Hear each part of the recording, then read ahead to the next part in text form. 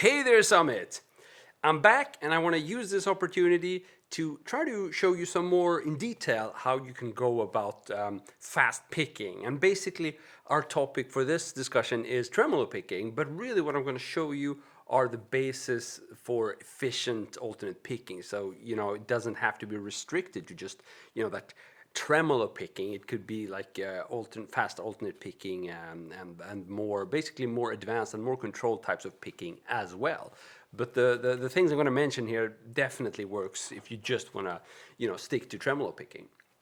So you've given me some cool examples here in our thread, and I'm going to use the first one to try to show you the alternate picking movement. And then I'm going to hop all the way to the last one to show you how everything is kind of different when you start going between strings. Okay, so what you first showed me is this kind of thing. 1, 2, 3, 4, 1, 2, 3, 4, 1, 2, 3, 4. No, not really. 1, 2, 3, 4, 1, 2, 3, 4, 1, 2, 3, 4, 1, 2, 3, 4.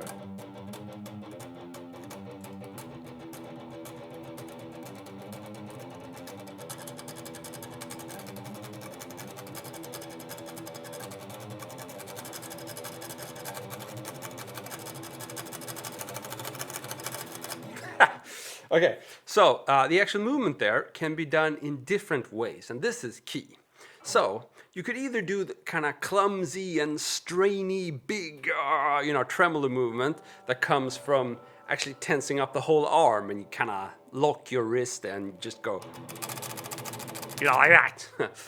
It's not good for your body. It's not good if you want to be able to keep doing this for quite some time and not just do it for a minute or two or just 10 seconds. Even that can give you some strain.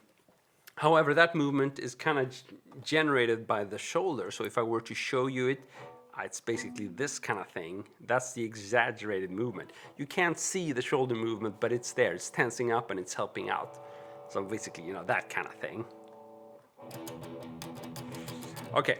And then there's the other way, which uses a much smaller movement. So if I were to play it,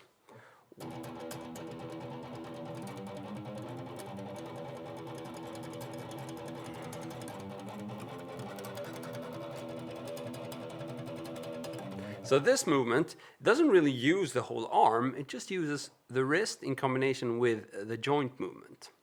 This is a much better technique. It's effortless, it's controlled. You can keep practicing this for quite some time without, your body falling apart, which is a good thing. So if you want to practice this, here it is slowly. Basically start by locking the wrist and just generating movement from the thumb joint. So try to not move your wrist, just move your thumb joint. And in order to achieve this, you're probably going to have most success if you start by putting your pick parallel to the string and then angle it a little bit. So that's when you get an easier kind of crossing angle there. And also, you don't want to be with a pick, like deep into, like that. That's going to be hard. So try to just be very shallow there so that you easily can cross the string. Okay, so angle and just don't stick the pick too much, right into the guitar. And then work on this movement. Try to play slowly. 1, 2, 3, 4, 1, 2, 3, 4.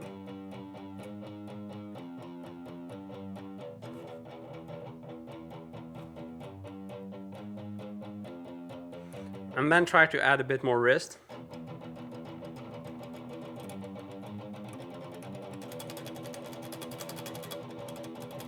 So that's going to take you some time. So I would start with this movement. Try to get that down because I think you have more experience working with this movement. Now the thing is, when you practice this at a slow tempo for quite some time, you're going to find that for speed bursts and to really maximize your speed, it can be beneficial to add like that clumsy movement as well, so that you mix all of these techniques. Now that's really for those speed bursts, and it does help you get a bit of speed. But it's not controlled or not that controlled. I mean, if you worked on controlling this movement, then you can probably get away with with throwing in a bit of shoulder and arm, and it's still going to be in control because this part is sort of going to be your buffer, and it's going to compensate for any uncontrolled movement that come from the whole arm. Yet this movement can benefit from the added muscle power of your whole arm. So that's why I'm saying it's not totally wrong to use the whole arm, but it's not recommended for practicing for obvious reasons, just not sustainable. So hopefully you grasp this movement now. This is key for controlled picking. Okay, but let's move on to the last example you gave me, which is like a 3-note per string thing. And it's definitely not possible with tremolo picking. You're not going to be in control, so it's like this: 1 2 3 1 2 3 1 2 3 1 2 3 1 2 3 1 2 3 1 2 3 1 2 3 1 2 3 1 2 3 1 2 3 1 2 3 1 2 3.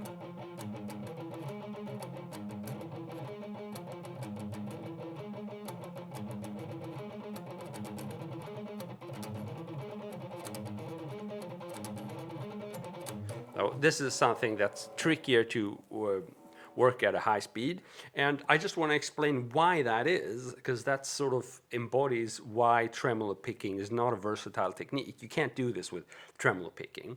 So tremolo picking is basically where you just try to gain some picking speed, and because you stick to one string, it, I guess, works, but it doesn't work when you want to switch between strings, and this riff or lick shows us why. Basically, if you want to stick to strict down up, which is the essence of tremolo picking, right? You're kind of tremoloing, you're just going up and down like crazy, and you can't in the middle of that decide that, hey, I want to do 2 downstrokes in a row. It's just not possible. You get into a totally different technique. It's no longer tremolo picking. So you want to keep that steady up and down, and play 3 notes per string, and then go over to the next string. Ooh, you're going to have issues, right? So 1 2 3, and then we want to reposition our hands and do 1 2 3. Now, because we're playing an uneven amount of notes, it means that 1 2 3, and then you're going to have to move your hand and start with an upstroke. And there lies the issue. It's very hard to play down, up, down, reposition your hand, and play up, down, up. So you might be telling me, hey, no issue. I can just do down, up, down, and then do down, up, down again. What that means is you're going to be doing 2 consecutive downstrokes in a row. Basically, sweep picking. You're going to do down, down. Now, that's perfectly fine. It's called economy picking, and you can do that. But again, it has nothing to do with tremolo picking. It requires much more control because, as I was saying, it's very hard in the middle of that fast down, up, decide you're going to all of a sudden do 2 downstrokes, okay? So this last example perfectly shows why you can't get away with tremolo picking in more advanced picking patterns that is played up on different strings, right? So 1 2 3 1 2 3 1 2 3 1 2 3 1 2 3 1. It's harder. Now, it's easier if you play an even amount of notes per string, but it still requires more control than what you get from your average tremolo picking lick, right? So if it's an even amount of notes, 1 2 3 4 1 2 3 4 1, it's easier because you can bit more stick to this. But it's still hard to make that string skip in time or string crossing in time if you've only practiced like uncontrolled tremolo picking on one string. Okay, but in this video, I've showed you kind of the basics of a controlled picking movement. That's where you want to start if your goal is to be able to play lots of different patterns that involve different strings. If you're just happy playing fast picking as an effect in your, like a Metallica solo, I don't know, and then go over to more like pentatonic playing, then that's fine. You can just do tremolo picking on one string. Whatever, that works. But if you want to start picking with that speed on different strings, like, whoa, horrible. you know, it requires much more control. And I think that these are kind of the basics, but I would still refer you to the links I gave you previously, which link towards lessons that really go into detail. You know, I can only do so much in these 10 minutes, right? But these lessons are prepared. They took us weeks to do. So basically all the details and all the examples and all the exercises you need to get rolling with this. So I hope this has been somewhat helpful, and I really want to encourage you to keep on your picking journey. It's really cool to follow you, and I can sense how you're reaching new insights, like, wow, all of a sudden I can do fast picking. So the next insight is kind of to understand, well, I can do fast picking, but it's not controlled yet. That doesn't mean that what you've done so far isn't good. I mean, it's a really cool step to really understanding the power of down, up, down, up, down, up, and how you can develop speed. The next step is, if you want to take it there, to add more control to it. Cool, Summit. So, see you soon. Cheers.